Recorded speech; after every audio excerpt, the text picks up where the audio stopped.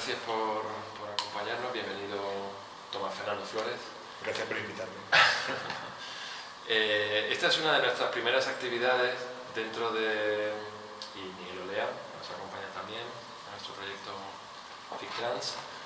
Es una de nuestras primeras actividades dentro del proyecto Ficciones Transmediales,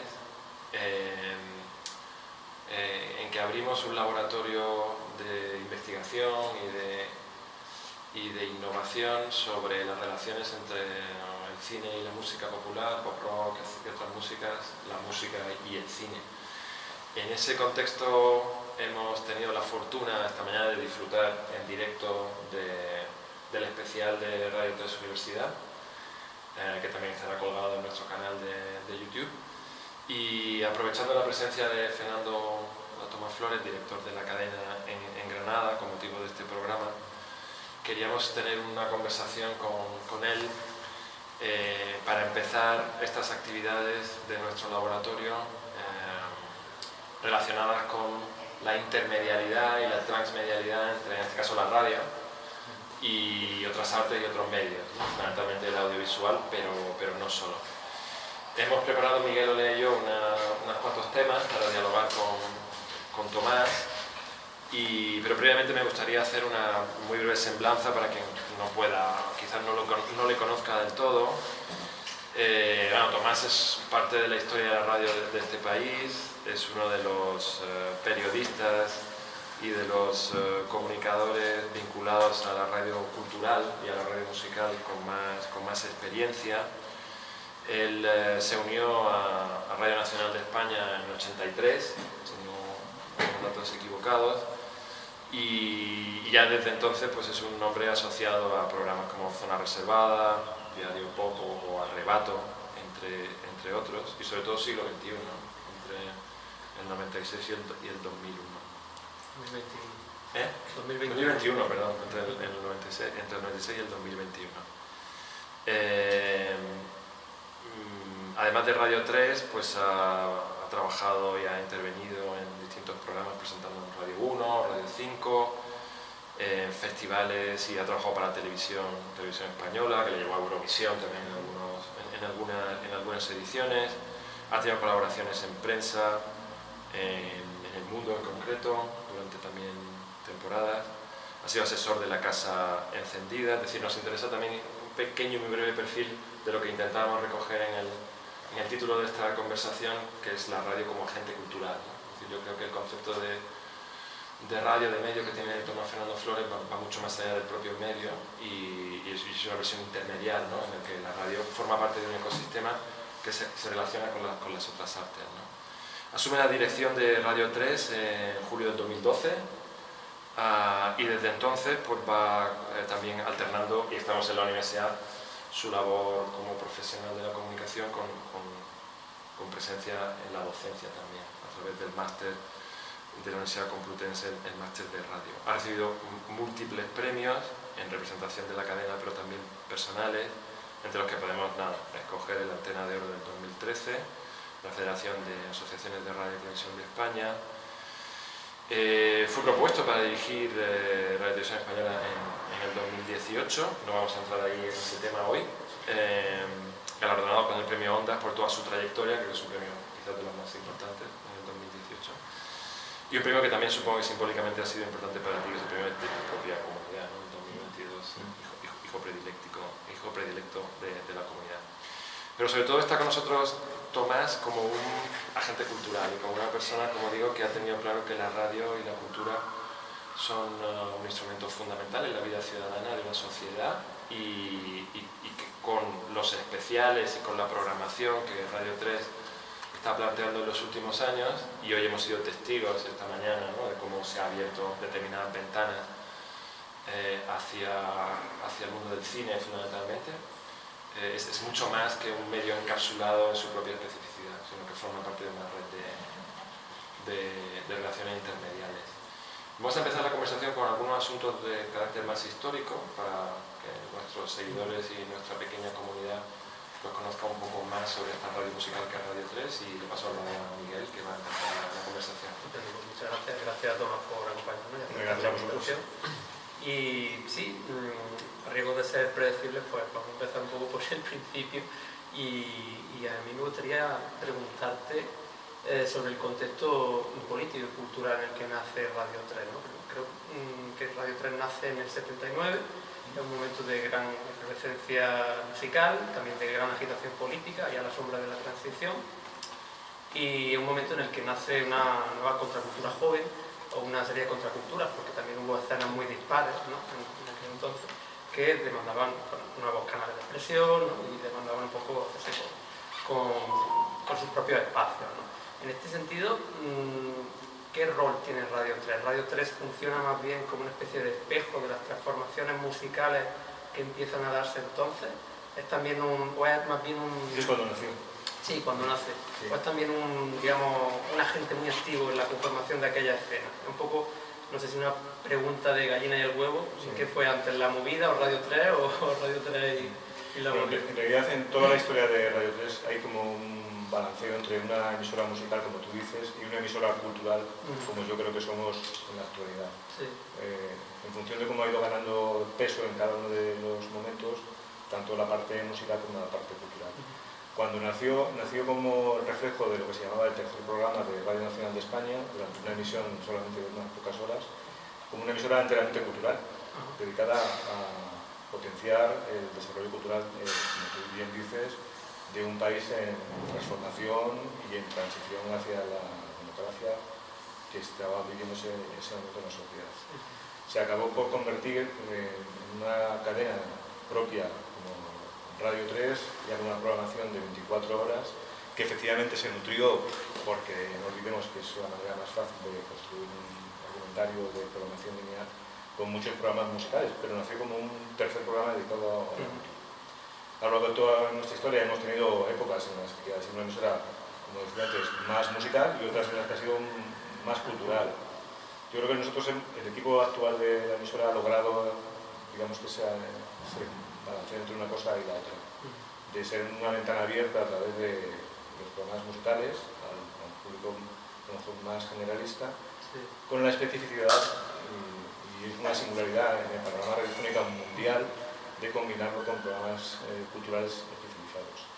Porque es una cosa, y permitidme que a riesgo de parecer arrogante, no se pone en valor en el contexto mediático español sobre todo, no hay una emisora como Radio 3 en todo el mundo. Es decir, que hay emisoras dedicadas a la cultura, como France Culture, por ejemplo, que son emisoras muy densas y por eso minoritarias.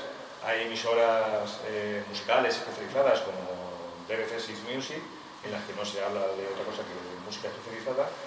Pero esta combinación de programas culturales dedicados a videojuegos, a literatura, a cine, como estáis mencionando, y programas musicales especializados, solo se da en Radio 3 y eventualmente también en las college radio estadounidenses de las universidades, sí, que por su carácter dinámico, puesto que los hacen los estudiantes que están allí desarrollando sus carreras universitarias, digamos que no tienen el asentamiento profesional que sí tiene un proyecto como Radio 3. Sí.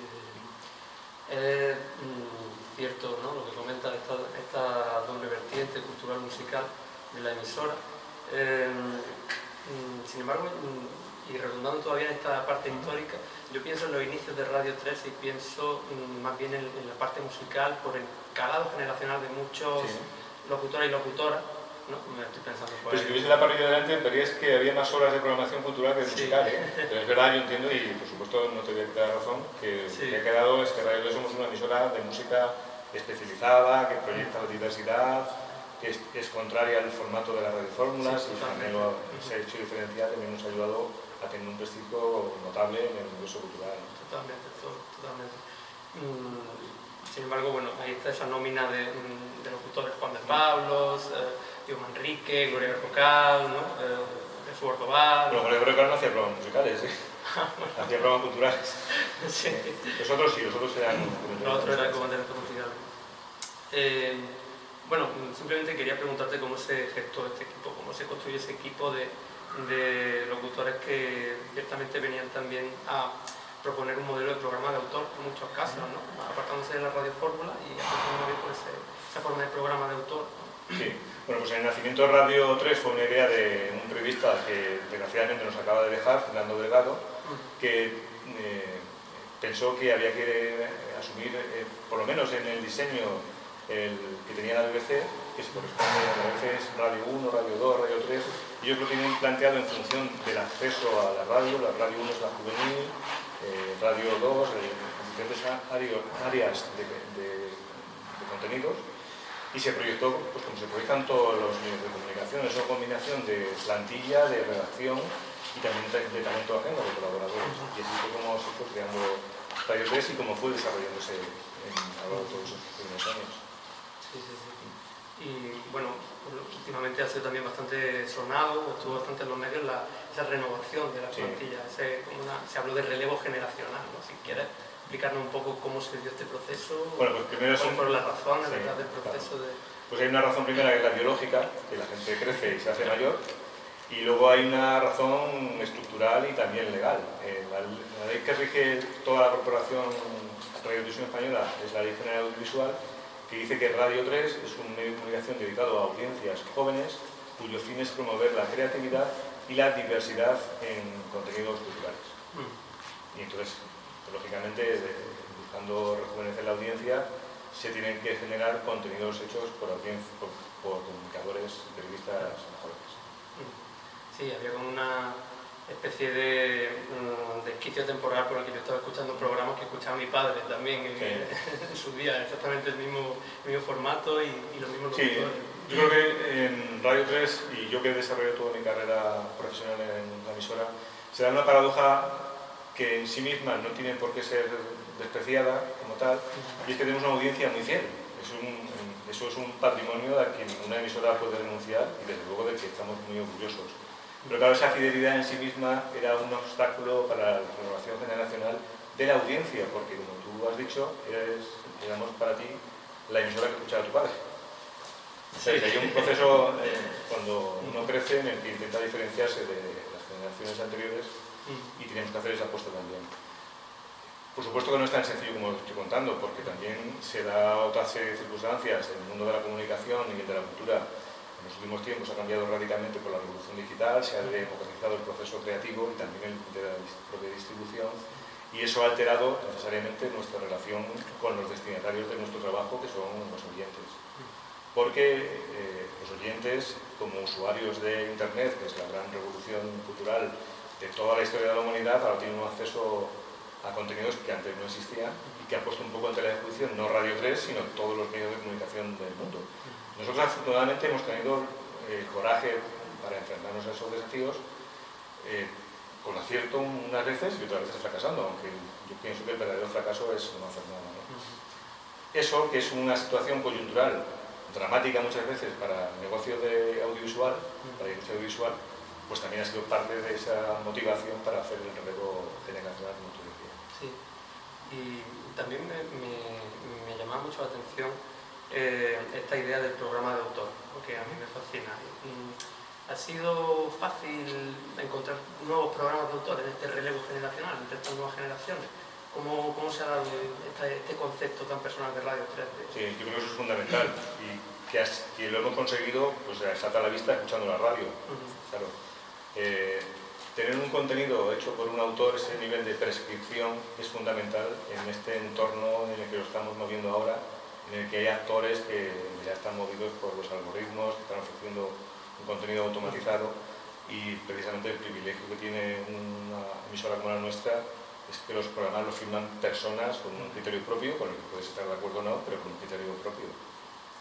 Creo que en algún momento del siglo XXI decía eso de frente al algoritmo, mucho ritmo. Sí, bueno, la frase no va a ser que es representativa del estudio comental. Quiere decir que las radiofórmulas, por ejemplo, digamos que lo tienen en términos profesionales peor que nosotros, porque lo que están ofreciendo es lo mismo que tienen las plataformas de streaming cualquier usuario. Y la vida de las personas, la de todos, dura 24 horas cada día, y si estás escuchando una plataforma de streaming, no estás escuchando la radio. Salvo que le des el valor añadido de la comunicación personal, de la prescripción de las personas que hacen los programas. Sí, bueno, enlazando inmediatamente con lo último, claro, hemos hablado de radio esta mañana, hemos tenido la realización en directo de un programa de radio, pero el medio se transforma y habéis tenido que adaptaros y aparece un concepto que, por lo menos aquí en la Universidad de Estudios de Comunicación de Radio, casi obliga a empezar a hablar de sonido. qué es el podcast. Sí, me gustaría saber, incluso los datos que más o menos tenéis sobre el consumo, ¿no? Digamos, la audiencia que tenéis asincrónica y sincrónica. Es decir, Radio 3 sigue siendo muy potente como radio, como podcast, etc. Pero también imagino que hay muchísimos seguidores, entre ellos nos encontramos la mayoría, que vamos consumiendo los programas. O sea, ¿cuál es vuestra percepción ahora mismo, los datos más o menos que tenéis y cómo asumisteis esa transformación hacia el formato podcast? Sí. Nosotros tenemos, permitidme que haga un pequeño inciso, tenemos todo el equipo de Radio 3 tenemos 4 líneas de trabajo. Por un lado está la radio lineal, la radio que conocemos como siempre, que se distribuye a través de la emisión en tiempo real y también, como dices tú, en los podcasts que se consumen a posteriori o en demanda. Tenemos una plataforma que creamos, se llama Radio 3 Extra, para un público que no conecta con la radio. Yo como una metáfora un poco burra, pero es cierto, para un público que la radio es el cacharro que tiene su madre en el coche y ellos no tienen radio ni la van a tener. Ahí generamos contenidos todos en demanda, nativos, digitales, que no tienen nada que ver con la producción de Radio 3. Son 2 targets completamente distintos. Nosotros pomposamente decimos que son complementarios, pero lo cierto es que son distintos.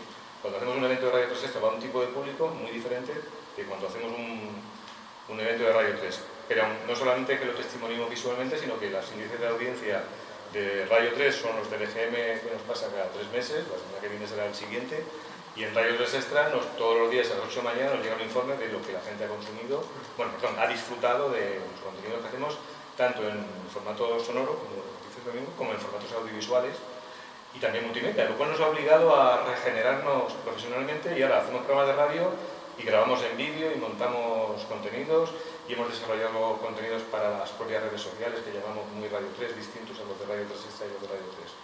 Luego, simultáneamente a esto, generamos lo que llamamos gestión cultural, que supone nuestra intervención de espacios públicos, de instituciones públicas como esta universidad, para que se vea Radio 3 y para que se vea que hay un servicio público de una emisora como la nuestra interactuando con grandes museos y con pequeñas salas de exposiciones, con grandes universidades y con bares de un barrio juvenil, ¿no? Y por último, y perdonadme que haga ese inciso, estamos decididos a seguir militando en la innovación, que es una parte fundamental de un medio de comunicación como Radio 3. Y por eso hemos sido precursores de los podcasts, que ahora viene una burbuja, un enorme éxito, pero que hace 10 años, cuando nos lanzábamos nosotros, no existían como formato.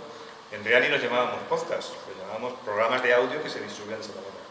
Y hemos hecho el primer contenido del mundo con Dolby Atmos, con María Arnal y Marcelo Vallés en el Museo del Prado, las primeras emisiones con tecnología 5G, los primeros experimentos con multiformato en streaming, porque sabéis que en cada formato de cada red social, en unas es 16 novenos, en otros es 1:1, y eso que parece una cosa tonta para el usuario, para el profesional es un hándicap muy difícil de superar. Hemos hecho conciertos de Radio 3 en formato de realidad aumentada, para que lo vea la gente con gafas. Hemos creado el primer contenido de inteligencia artificial 100% por el que nos han premiado. Podrá gustar o no, pero era una necesidad que tenemos de estar experimentando. Y en ese sentido, lo que tú decías de las cifras, en Radio 3 en estos años hemos conseguido cuadriplicar la audiencia, de lo que estamos lógicamente muy orgullosos. Dice que Radio 3 es un medio que siempre ha tenido mucho prestigio, de lo que nos sentimos muy contentos, pero teníamos una audiencia limitada. Ahora hemos tenido picos de 500.000 oyentes, hemos ido subiendo y bajando, ahora estamos en 380.000 en el último estudio general de medios y el siguiente, como decía antes, se publica la semana que viene, el día 25. Y en cambio en Radio 3 Extra estamos en torno a 1.600.000 usuarios diarios, que da una idea de la transformación que se produce en el consumo de los contenidos audiovisuales en este momento. Podríamos haber fracasado y no haber tenido éxito, pero lo cierto es que hemos triplicado la audiencia de Radio 3. Los programas con más audiencia de la emisora ahora mismo son todos de Radio 3 Extra.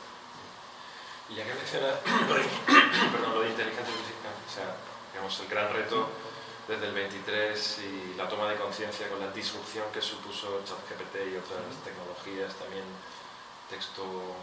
texto-vídeo, texto-audio, etc. El número de aplicaciones de IA es realmente desbordante. Pues cada semana hay una nueva. Claro, y el grado de perfeccionamiento en la capacidad de síntesis de esos modelos masivos de aprendizaje profundo es brutal. En el caso del sonido es fascinante.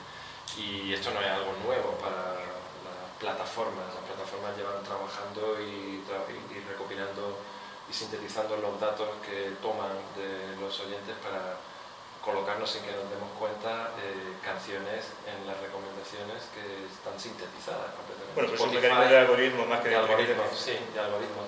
¿Vosotros cómo afrontáis también estos, porque todos los, digamos, sectores, instituciones, cadenas, compañías se ven por un lado amenazados, por otro lado están preparándose para la automatización? ¿Cómo prevés tú las próximas decisiones para adaptarse o resistir y diferenciarse de lo que da esa automatización?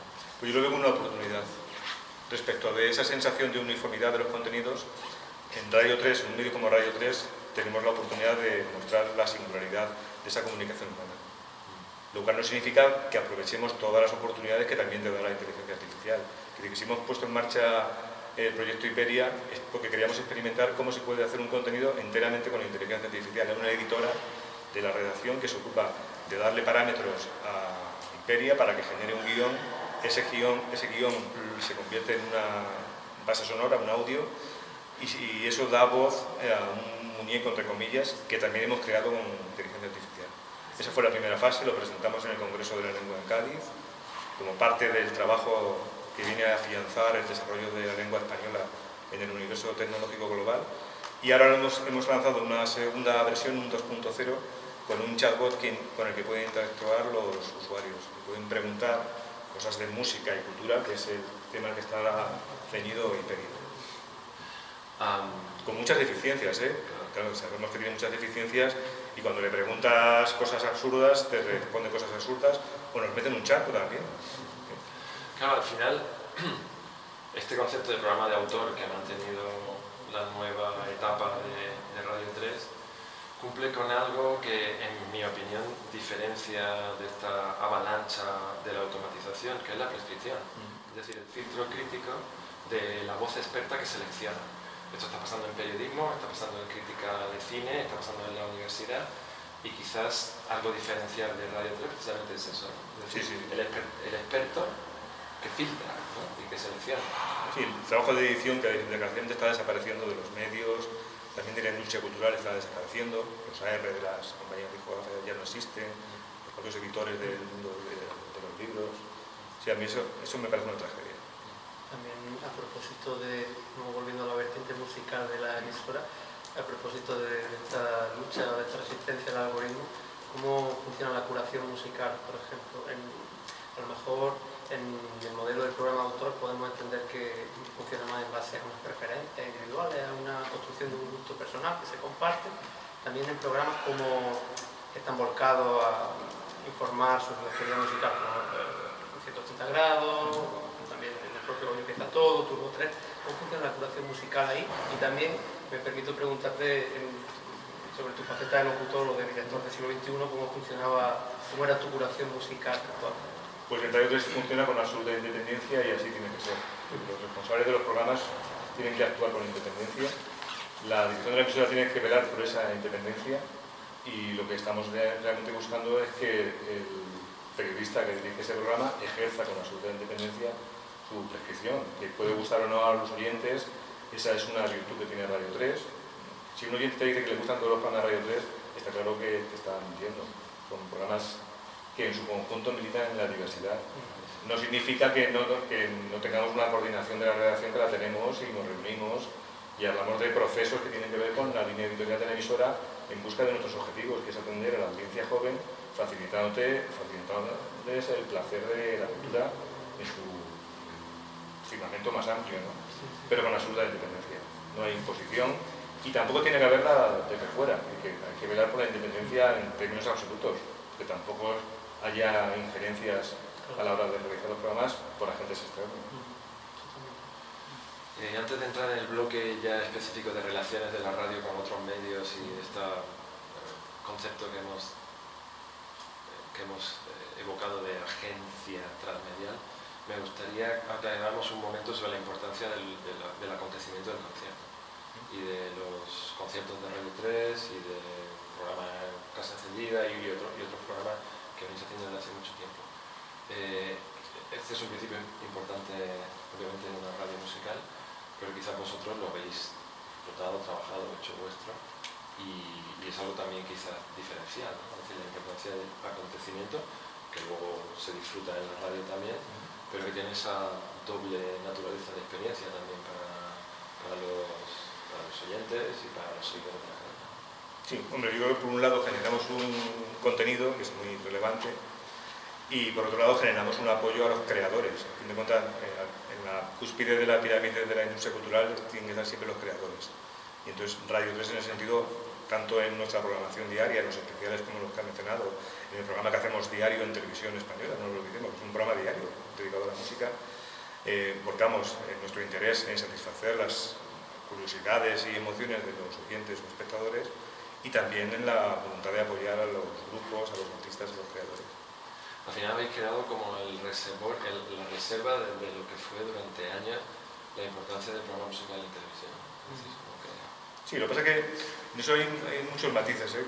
Que los programas musicales hayan desaparecido de televisión es por circunstancias de las que a veces no somos conscientes. Por un lado, porque los derechos de gestión de la música en televisión son costosísimos y la industria discográfica, con sus entidades de gestión como AGEDI, pues no renuncian a cobrar por ellos. Segundo, porque en un momento de la historia de la televisión apareció un actor inesperado, que era la MTV, que cambió todos los valores y acabó con los programas musicales. Y luego porque la propia MTV también fue sacudida por la llegada de la distribución personalizada de la música a través de los canales de distribución que son las plataformas como YouTube o Vevo, con la que los artistas directamente monetizan. Y claro, como tienen un recurso de monetización, no renuncian a él cuando una televisión quiere hacer un programa. O sea, eso de que los programas de televisión musicales han desaparecido porque tienen una audiencia escasa es una leyenda a la que hay que añadir más información. Esto es muy relevante, creo. Bueno, si pasamos al bloque que vamos a hablar de radio y sonido y otros medios, decíamos que esta mañana ya hemos visto, bueno, aparte de la contextualización del programa en una facultad de comunicación, de estudiantes de cine, etc. Si hablamos de programación de Radio 3, el arco que nos lleva desde el séptimo vicio hasta el trípode, prácticamente el año. Habéis abierto también en la programación espacios que son específicos de música y cine. Sí, teníamos el séptimo vicio, que durante muchos años fue el único programa diario en la radio dedicado al cine. El programa se acabó porque se jubiló por imperativo legal su director, Valentino, que recordamos con mucho cariño. Y ese papel lo está realizando ahora un programa que emitimos los fines de semana dedicado al cine, Tres en la carretera, que hace Isabel Ruiz Lara, y que lo tenemos rotando por todos los festivales. Todos los festivales, en los grandes y en los más diminutos, para contar la actualidad del mundo del cine y también para que el sector se sienta apoyado por un medio de comunicación público como Radio 3. Y hablando también de arte y de artes plásticos de museos, los encuentros en los museos, o sea, la semana que estáis haciendo en el Prado desde hace varios años, el especial del año pasado en primavera, recuerdo que estuve en el Patio Nobel de Reinas del Reina. O sea, ahí también hay una apuesta muy fuerte también por un concepto que me resulta muy estimulante, ¿no? De vinculación entre la radio pública y un museo. Yo creo que los museos... Sí, digamos que nos gusta profanar esos espacios, supuestamente sagrados, ¿no? Sí, pero aparte de eso, que puede ser muy rompedor, hay un concepto también del corazón de la cultura, y además de un corazón de cultura que identifica a una sociedad y a un país. Yo a veces bromeo diciendo que sé que soy español, porque cuando voy al Museo del Prado me comprendo, ¿no? Más allá de otras señales de identidad.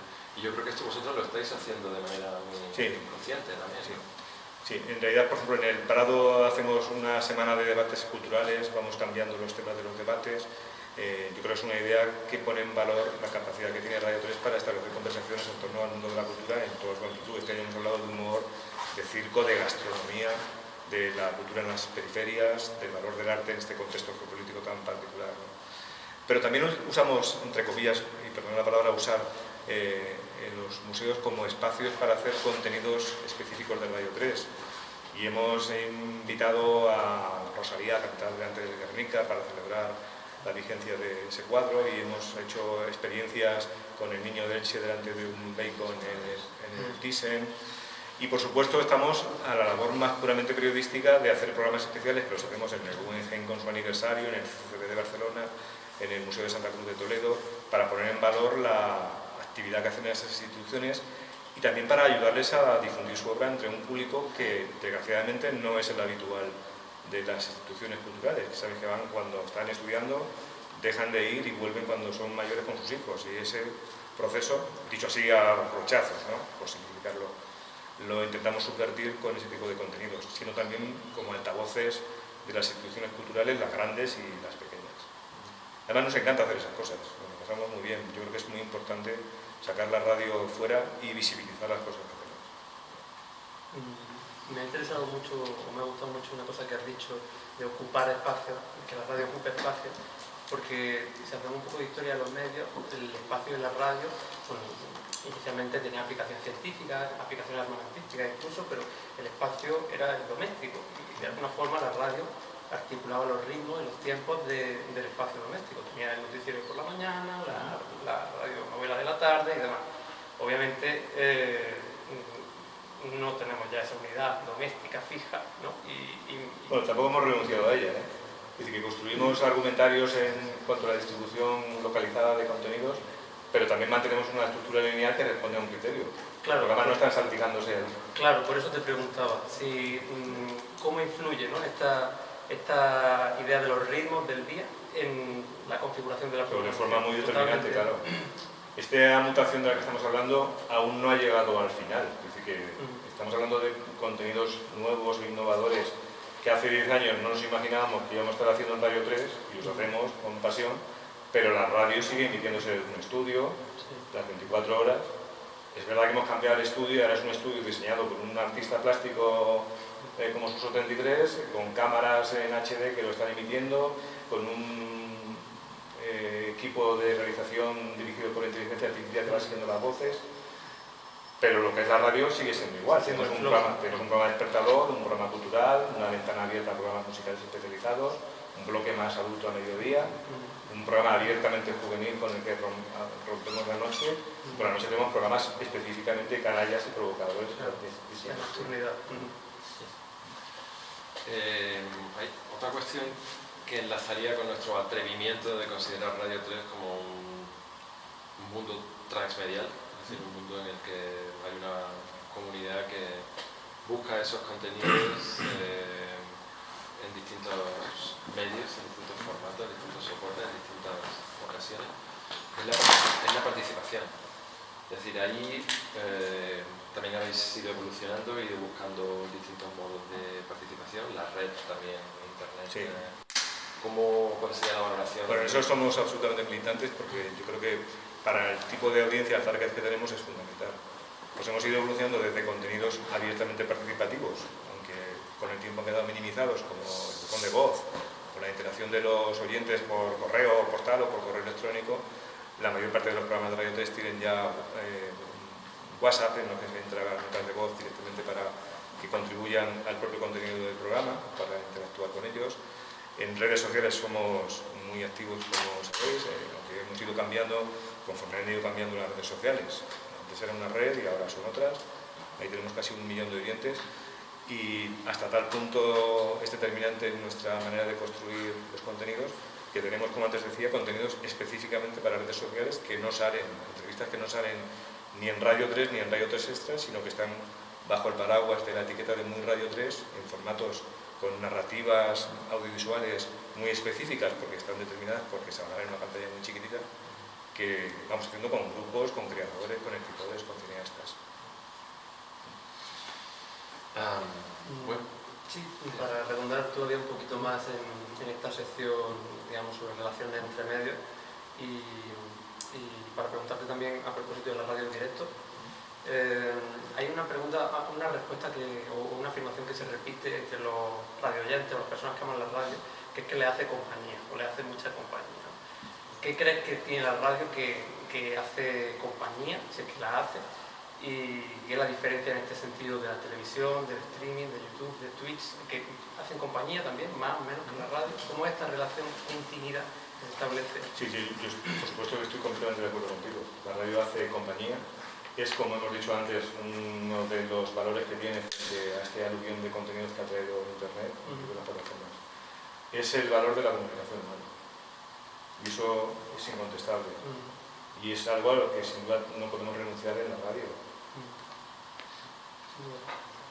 En ese sentido, esto que mencionaba esta mañana de que la escucha como concepto, ya no solamente como actividad física, ¿no? Y es una actitud que puede tener cierto componente de resistencia también y que puede estar, digamos, atrayendo y satisfaciendo necesidades de algunos, ¿no?, colectivos y ciudadanos, que son muchos en vuestro caso, que no solamente aman la música o aman los contenidos, sino que necesitan relacionarse con la comunicación de otra manera, con otro ritmo, con otro tempo.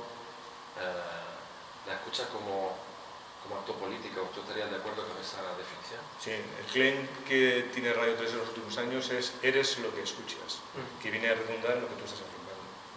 Ese proceso de diferenciación respecto del resto de las personas con las que compartimos espacio vital, pero que en este caso viene a reafirmar una manera de entender no la vida, que sería muy pomposo, porque cada uno tiene su percepción, pero sí la cultura y su significado político, por supuesto.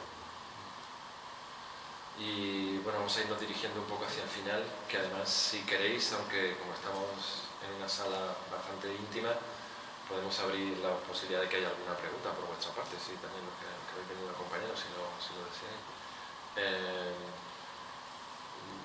Yendo a una pregunta como un poco más arquitectónica, no son buenos tiempos para la lírica, pero ¿cómo percibes tú en esta aceleración que estamos viviendo y en concreto en nuestro entorno y en nuestro país, la evolución de las políticas culturales en relación a la comunicación, el papel que ocupa en términos reales, tanto en términos de presupuesto, y soy una corporación pública, soy nuestra radio, soy nuestra radio y televisión, ¿no? En relación, digamos, al mercado del entretenimiento, y cómo percibes o cuál es tu... O sea, tienes una actitud, digamos, optimista, pesimista, ¿cuáles serían?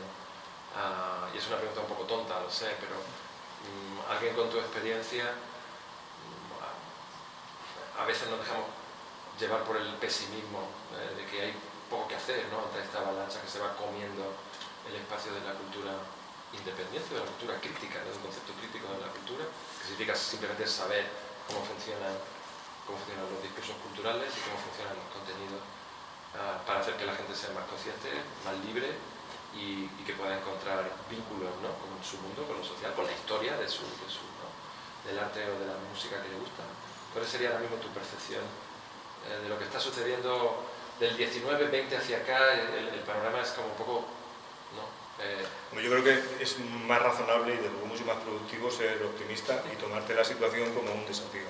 Yo creo que estamos viviendo una enorme paradoja. Por un lado, estamos ya instalados en la gran revolución cultural de la humanidad, que ha sido Internet. Nunca hasta estos momentos hemos compartido tanto conocimiento. Tenemos el conocimiento del mundo metido en nuestro bolsillo. Es un sueño hecho realidad. La paradoja es que la situación que ha traído esta revolución ha permitido que, por un lado, se democratice la distribución, también la generación de contenidos, y surja una nueva economía que nos ha dejado un poco boquiabiertos. Estamos una especie de... Antes hablábamos del tecnofeudalismo, ¿no? Pero yo creo que lo que hay que hacer es no rendirse. En realidad, la oportunidad es que surgen nuevas maneras de construir los contenidos, que siempre la gente va a necesitar cultura, que siempre habrá una canción que nos recordará a una persona de la que nos enamoramos, alguien que ya no está con nosotros, un momento fantástico de nuestra interacción social, y por eso nunca vamos a dejar de necesitar una canción, un buen libro, una buena película. La manera de cómo lo compartamos, lo enseñemos como periodistas a nuestros oyentes o a nuestros espectadores, va cambiando. En realidad, estamos en el 2024 y muchas de las cosas que hace un lustro eran la bomba, han pasado a la historia. Yo siempre pongo el ejemplo de quién se acuerda de MySpace, de Messenger, el listado de cadáveres tecnológicos, por no hablar de medios de comunicación que iban a cambiar el firmamento mediático, es enorme. Pero vendrán otras cosas a sustituirlo, y lo que tenemos que saber es que hay nuevas herramientas, nuevas maneras de distribuir esos contenidos que son los que traen esa emoción que siempre tiene la cultura. Con independencia de que efectivamente vivimos un momento geopolítico, por llamarlo así, pomposamente dramático y distópico, que no hace sino subvertir más nuestra necesidad de tener más cultura, más búsqueda de la belleza, de la emoción, en estos tiempos tan raros que estamos viendo. Lo que hay que hacer es rendirse. Yo creo que en eso el colectivo que formamos Radio 3, yo creo que militamos con pasión. Y la universidad debería ser un espacio en donde ese tipo de ánimo y ese tipo de pensamiento crítico, pero al mismo tiempo utópico en el sentido de mantener el equilibrio, ¿no? entre digamos, realismo y conocimiento del funcionamiento de las cosas y la necesidad y el impulso de seguir cambiando y de seguir transformando, ¿no? La cultura es metamorfosis, hay algo que enseña la cultura del ciudadano es que nos movemos en un cambio permanente, ¿no? Claro, el argumento fundamental de la cultura es la creatividad, y la creatividad por su propia naturaleza tiene que ser dinámica. Lo contrario es estar en bucle, escuchando siempre o leyendo siempre lo mismo. Sí, eso y la última pregunta en términos de la polémica o del debate sobre inteligencia artificial es ese, ¿no? ¿Hasta qué punto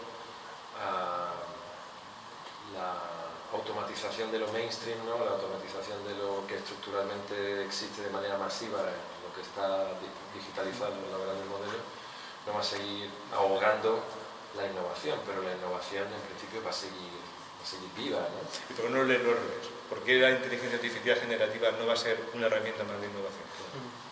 Sin perder, por supuesto, la cautela y el escepticismo que tenemos que tener respecto de cualquiera de estas nuevas situaciones que van apareciendo. Bueno, el concepto de creatividad, gracias a la explosión de la IA, le estamos dando una vuelta, ¿no? Porque yo creo que estamos viviendo un momento de creatividad maravilloso en todos los ámbitos, en todos los campos de la cultura. Yo creo firmemente, y no lo digo porque renuncie a ponerme el retrovisor para pensar lo que hemos disfrutado antes, sino porque justo ahora los creadores tienen herramientas que nunca antes se han tenido y eso permite que nos emocionen como nunca antes lo han hecho. Me parece una reflexión estupenda para empezar a cerrar, salvo que tengáis alguna pregunta, o Miguel, o vosotros tengáis alguna pregunta que queréis hacerle a Tomás. Yo sí. Sí, adelante Tomás.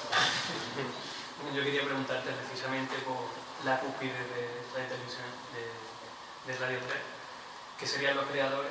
Y en el ámbito musical, igual que a Miguel, para Miguel la radio y su padre, para mi generación los grupos son cosas que ahora vemos en las películas un poco, como la película de los planetas, que no de los planetas. Quiero decir, se están perdiendo mucho los grupos y por suerte siempre hay jóvenes como los Besos, por ejemplo, que están intentando adentrarse en el ámbito musical, y no sé si eso lo habéis notado vosotros a la hora de programar o si incluso es parte de vuestro criterio, porque en esta atomización también de la creatividad me da la sensación de que en la industria musical se está llevando a los artistas por un camino mucho más fácil que unipersonal, apartado, no hay un intercambio de conocimiento, no hay una marca real, sino que hay una marca comercial detrás. No sé si hay algo que vosotros tenéis en cuenta. Yo por un lado creo que hay una renovación increíble en el panorama artístico. Sé que es muy cruel con los artistas de los que disfrutábamos sus obras hace 10 años, pero la dinámica de la cultura pop es así. Hay una producción ingente de nuevas propuestas. En Radio 3 tenemos programas dedicados exclusivamente a grupos emergentes, como seguro que sabes, y estamos viviendo un momento en el que estamos disfrutando también de algo que no sucedió en el pasado, y es que gracias a esta revolución digital, ahora cualquier artista es capaz, con un ordenador como ese, crear en una habitación de su casa lo que antes costaba 3.000 euros la hora en un estudio profesional. Y además la distribución, gracias a la autoedición, permite que haya una auténtica avalancha de productos. En Radio 3 recibimos todas las semanas una cantidad increíble de nuevas propuestas. Entre esas propuestas hay cosas deslumbrantes y otras que no lo son, por supuesto no vamos a ser tan ingenuos, ¿no? Pero ese proceso de creación en avalancha que propuso la Nouvelle Vague francesa, por ejemplo, yo creo que la estamos viviendo ahora en todos los ámbitos de la creación gracias a la revolución de Internet. ¿Alguna pregunta más por vuestra parte? No, Miguel, ¿nos queda algo importante? Bueno, quizá a propósito de la pregunta de Tomás, no me resisto a dejar de preguntarte, como melómano, si ha habido algún contacto con algún artista entonces emergente que ha llegado a ser importante, digamos, en nuestro imaginario pop, que te haya marcado especialmente como locutor o como directivo, como director de la emisora. A mí me emocionan todos los artistas a nivel personal, los artistas que me emocionan, claro. Unos me gustan más que otros. No sé, en Radio 3 somos testigos de cómo los artistas crecen y se convierten en figuras relevantes. Los primeros conciertos de Rosalía fueron en programas de Radio 3 o de Zetangana, en programas de Radio 3 Extra. Digo, por citar cosas así muy obvias. Sí, sí, sí. Eso forma parte del día a día de la emisora. Aunque sé que suena muy arrogante, pues en realidad es nuestro trabajo. Nosotros lo hacemos con la pasión que nos caracteriza, descubrir cosas, pero no para presumir de que las hemos descubierto, sino para compartirlas con los oyentes. ¿Sí?